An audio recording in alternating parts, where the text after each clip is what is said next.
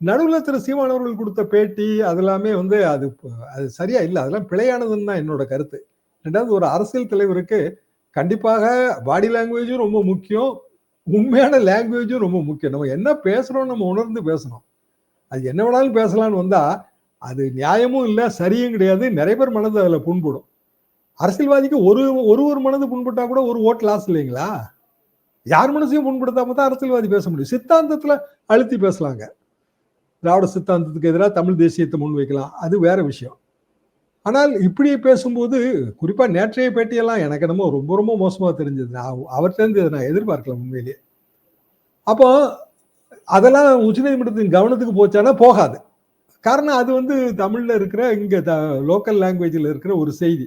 அப்ப யாராவது அதை டிரான்ஸ்லேட் பண்ணி உச்சநீதிமன்றம் கவனத்துக்கு கொண்டு போகணும்னா ஒண்ணு அரசு வழக்கறிஞர் கொண்டு போகணும், பெர்மனண்டா அங்க ஸ்டாண்டிங் கவுன்சில்ஸ் இருப்பாங்க.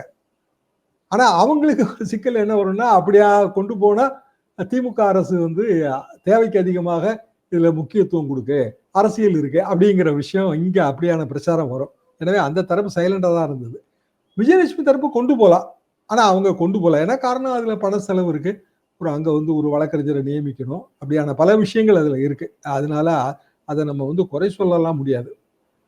இப்போ வந்து இதுல இருந்து புரிய வருகிறது திரு சீமான் அவர்களுக்கும் விஜயலட்சுமி அவர்களுக்குமான ஒரு தொடர்பு, அதன் விளைவாக எழுந்த தாவாவில் சமரச உடன்பாடு செய்வதற்காக எடுத்துக்கொள்கிற முயற்சி தொடர்கிறது. இப்படிதான் நம்ம வச்சுக்கணும். ஏன்னா ஏற்கனவே சமரச ஒப்பந்தம் எவ்வளவு பணம் கொடுத்தா, திரு சீமான் அவர்களே சொன்னதா, மாசம் 30,000 ரூபாய் கொடுத்துறேன்னு சொன்னது இதெல்லாமே அவரே சொன்னது. அதுவும் ஒரு சமாதான உடன்பாடோட பார்த்து தான்.